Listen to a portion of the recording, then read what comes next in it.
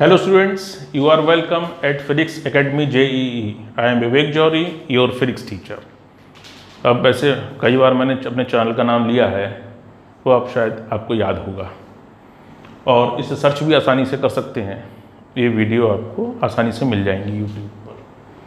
तो हम बात करेंगे, लेक्चर नंबर हमारा है 7 और हम बात कर रहे हैं ओम्स लॉ। जो भी मेरा ये वीडियो देख रहे हैं, आप घबराइए मत, आराम से प्रॉब्लम कराऊंगा। लेकिन प्रॉब्लम का एक सीधा सच्चा नियम है कि हमें जितने फार्मूले यूज़ होने वाले हैं वो फार्मूले याद होना चाहिए विद टर्म्स एंड कंडीशन। और मैं कोशिश कर रहा हूं कि हर एक टॉपिक में जो भी फार्मूला आपको के सामने आ रहा है उसकी टर्म्स एंड कंडीशन जरूर आपको बता रहा हूं। तो हम निश्चित रहिए, याद करते चलिए कि जब प्रॉब्लम की सर बात करें, डिस्कस करें, तो आपको कोई भी तकलीफ नहीं हो।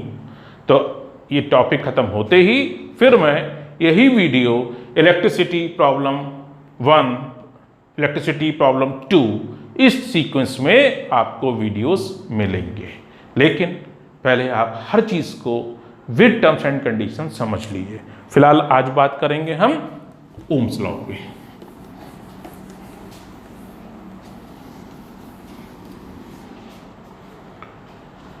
If physical state of a conductor remains same, then the current flows through the conductor is directly proportional to the potential difference applied across the conductor या between two ends of the conductor। क्या कहा?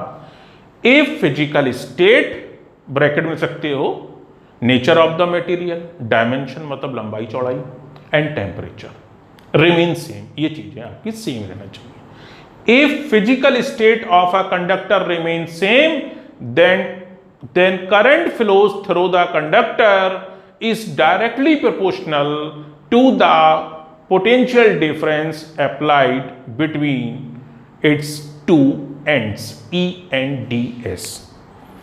I proportional to V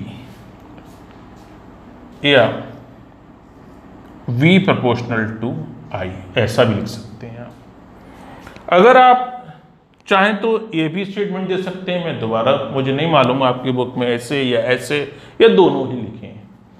if physical state of a conductor remain same, then potential difference between its two ends is directly proportional to the current flows through it.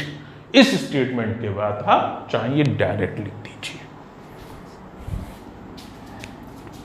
V is equal to RI, where R is a constant. आगे भी लिखिएगा, which depends its dimension, किसकी? Conductor की, nature of the material and temperature, and it is called electrical resistance या simply resistance. तो ये sentence क्या है? Where R is a constant which depends dimensions, nature of the nature of the material and temperature, and it is called resistance of the conductor R. तो ये रहा आपका Ohm's law. अब आप V और I में अगर कभी कभी एक नंबर का आता है, ग्राफ प्लॉट करिए, तो V और I डायरेक्टली प्रोपोर्शनल है, स्ट्रेट लाइन आएगी, और R इज इक्वल टू क्या हो जाएगा? V अपॉन I, जिसे आप क्या कहते हो? रेजिस्टेंस।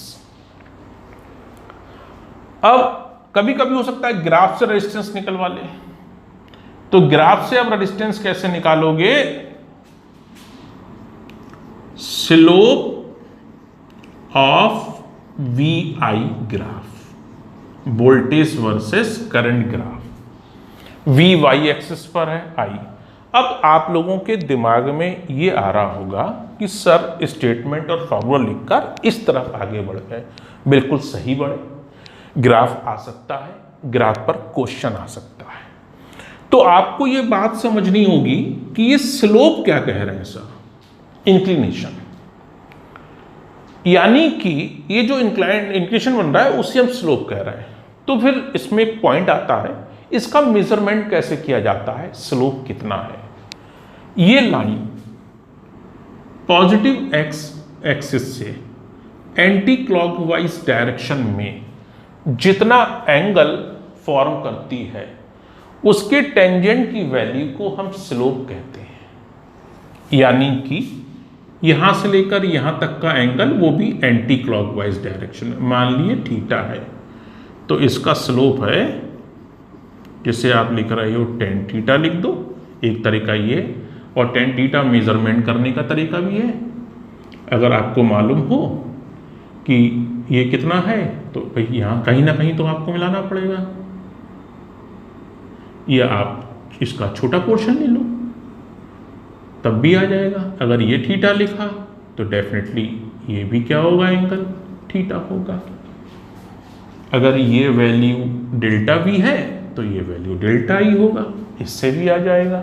या सिंपली आपने v और i लिए तो v अपॉन i से भी आ जाएगा। लेकिन शर्त है, जिसे आप क्या कह रहे हो, r, ये आपको बहुत जरूरत पड़ेगी, या आप इसे इस रूप में लिख दिए, r बराबर v अपॉन i बराबर स्लोप ऑफ vi ग्राफ, यह लिख दिए टेन थीटा। जो भी आपको सुटेबल लगे वो आप यहां पर लगा सकते हैं। तो रेजिस्टेंस, लेकिन एक शर्त ध्यान रखिएगा, पोटेंशियल डिफरेंस वाई एक्सिस पे, यानी ये वर्टिकल इस एक्सिस पर चाहिए और ये आई। अगर उल्टा हो जाए तब क्या करेंगे वो भी मैं दिखा रहा हूं। तो आर निकालने का तरीका, रेजिस्टेंस निकालने का ये होगा। और रेजिस्टेंस की यूनिट मैं डिस्कस कर चुका हूं। रेजिस्टेंस की यूनिट क्या होती है, ओम होती है। तो इस तरीके से आप फाइंड कर सकते हैं। अब आपको एक चीज और दिखा रहा हूं।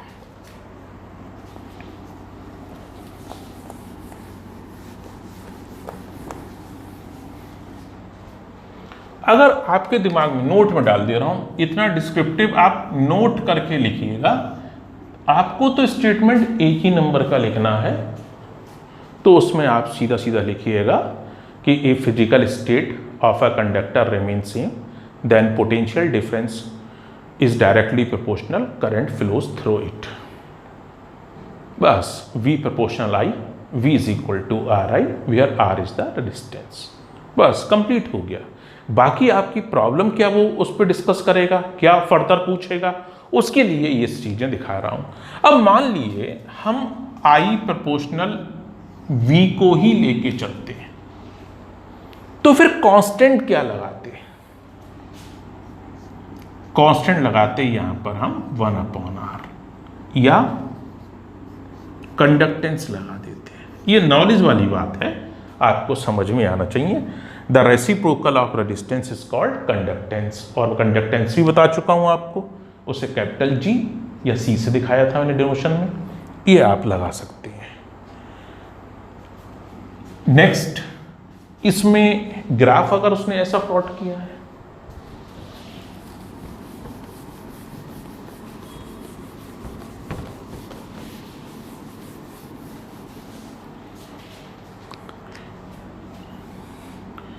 ग्राफ प्लॉट किया है आपने इस टाइप का, यहां पे I लिया है, यहां पे V लिया है, और ये ग्राफ, ये भी स्ट्रेट लाइन आएगी, तब R आप कैसे निकालेंगे भाई? देखो R का फार्मूला तो वही रहेगा, V अपॉन I, वो चेंज नहीं हो सकता आपके ग्राफ के हिसाब से।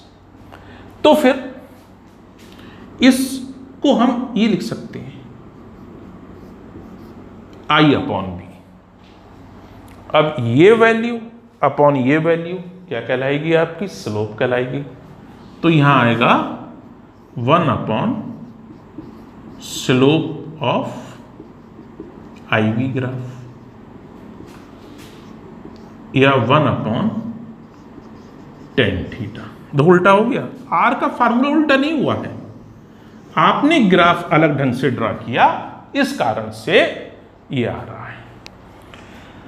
तो अगर आई वाई एक्सिस पर है और वी है, हाइयर द स्लोप, मतलब ऐसे, higher the slope means less the resistance. Slope की वैल्यू जैसे जैसे बढ़ेगी, रेजिस्टेंस की वैल्यू वैसे वैसे कम आएगी। लेकिन इससे पहले वाली ग्राफ में अगर आप जाएं तो हाइयर द स्लोप, पुरानी ग्राफ में हाइयर द रेजिस्टेंस। तो आपको पता होना चाहिए जब क्वेश्चन को सॉल्व करोगे, बहुत इंपॉर्टेंट बात है ये कि ग्राफ से देखकर पहला पॉइंट ही डिसाइड करोगे V और I कहां कहां है। अगर V यहां है और I यहां है तो भाई R is equal to slope आ जाएगा। अगर जैसा इसमें दिखाया है I इधर है, V इधर है, तो R बराबर आएगा 1/स्लोप। अब मैं आपको दो ग्राफ दिखाऊं किसका स्लोप, दो, चलो V ले लेते हैं, ये I ले लेते हैं। ये कंडक्टर A है, कंडक्टर B है। आपसे सिंपल क्वेश्चन किया जाए कि विच कंडक्टर हैविंग ग्रेटर रेजिस्टेंस, तो आप सीधे देखिए, V इधर है, ये इधर है, R बराबर क्या फार्मूला, तो वही रहेगा, बराबर स्लोप ऑफ VI ग्राफ। तो जिसका स्लोप ज्यादा है उसका R ज्यादा है। स्लोप किसका ज्यादा है, जिसका एंगल ज्यादा होगा। एंगल किसका ज्यादा आ रहा है, B ग्राफ के लिए। तो resistance here, slope of V graph is higher than resistance of conductor B is higher या ग्रेटर। तो इससे क्या लिख सकते हो, R स्लोप के डायरेक्टली प्रोपोर्शनल है, B का स्लोप ज्यादा है, इसलिए R कंडक्टर B का ज्यादा होगा। लेकिन ध्यान दिया जाए, आप फिर से देख लें कि पोटेंशियल डिफरेंस जो है वो वाई एक्सिस पर है। मैं सवाल को फिर से पलट देता हूं।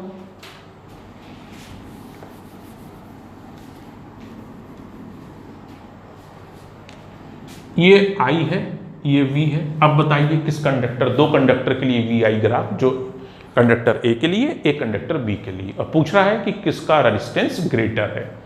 अब देखिए R का फार्मूला नहीं बदलेगा, वो तो V/I ही रहेगा, लेकिन 1/स्लोप हो जाएगा। Less the slope higher the resistance R। A का स्लोप एंगल कम है, tan थीटा की वैल्यू कम आएगी, तो लिखोगे आप the slope A is less than the slope B, so resistance of A is higher than the resistance of B। यहां पर कम स्लोप रिप्रेजेंट करेगा ग्रेटर रेजिस्टेंस को। यहां स्लोप किसका कम है, A का कम है, इसलिए रेजिस्टेंस किस कंडक्टर का ज्यादा होगा, A का।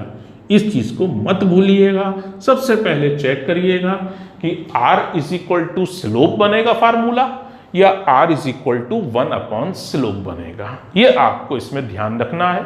स्टेटमेंट सिंपल ही है, लेकिन आपको प्रॉब्लम यहां पर बना सकता है, चाहे वो मल्टीपल चॉइस क्वेश्चन हो, चाहे डिस्क्रिप्टिव लिखे, लेकिन इस तरीके से आप प्रॉब्लम को डील कर सकते हो। एक और पॉइंट आया यहां पर, limitations of Ohm's law. Limitations,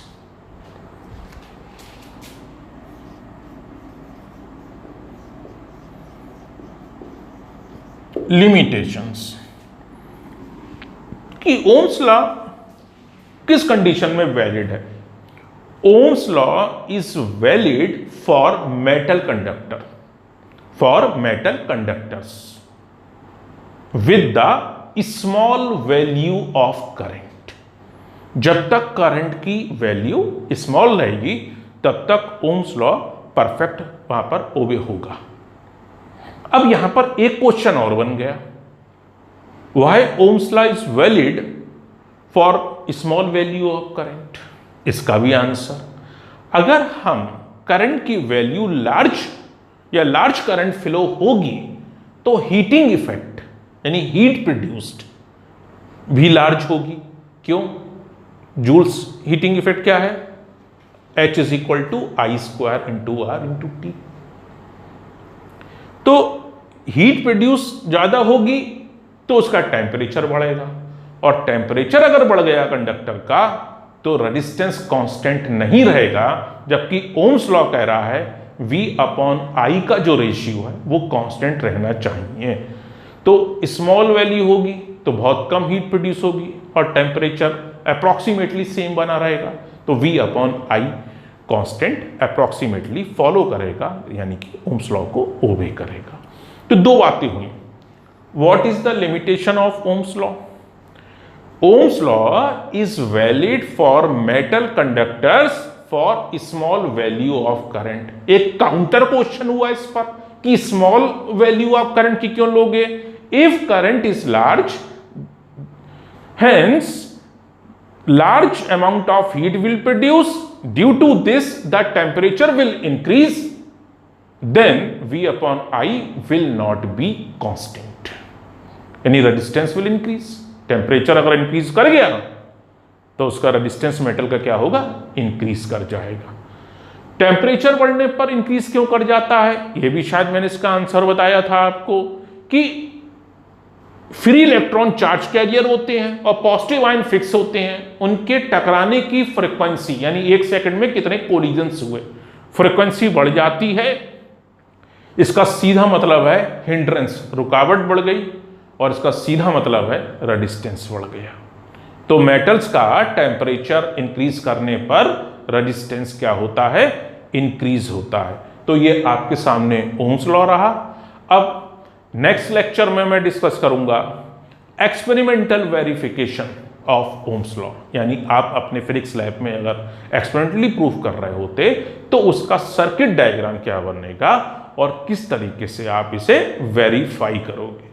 ये आपके बोर्ड एग्जामिनेशन में पूरे 5 मार्क्स का क्वेश्चन आ सकता है, और ये आपके एनसीईआरटी में एक्टिविटी की फॉर्म में भी होगा और प्रैक्टिकल यानी प्रैक्टिकल लैब मैनुअल में प्रैक्टिकल भी होगा। इसलिए ये थ्योरी के हिसाब से, प्रैक्टिकल के हिसाब से, दोनों के हिसाब से बहुत इंपॉर्टेंट है, जिसका डिस्कशन मैं नेक्स्ट लेक्चर में करूंगा। तो उम्मीद करता हूं बच्चों ये वीडियो आपको पसंद आया होगा। अगर पसंद आया, आपने पूरा वीडियो देखा, तो आप जरूर मेरी बात को सुनते होगे और समझते होगे। आप निश्चित रहिए, मैं अभी इस को ख़त्म करके यानी कि थियोरेटिकल सेक्शन को ख़त्म करके जो वीडियो की सीक्वेंस आएगी, लेक्चर्स की सीक्वेंस होगी, वो प्रॉब्लम्स लिखी होंगी कि electricity problem 1, lecture 1, lecture 2, lecture 3। तो हम बहुत सी प्रॉब्लम डिस्कस करेंगे, क्योंकि पहले एक लेवल होता है कि हर बात को हम समझ लें।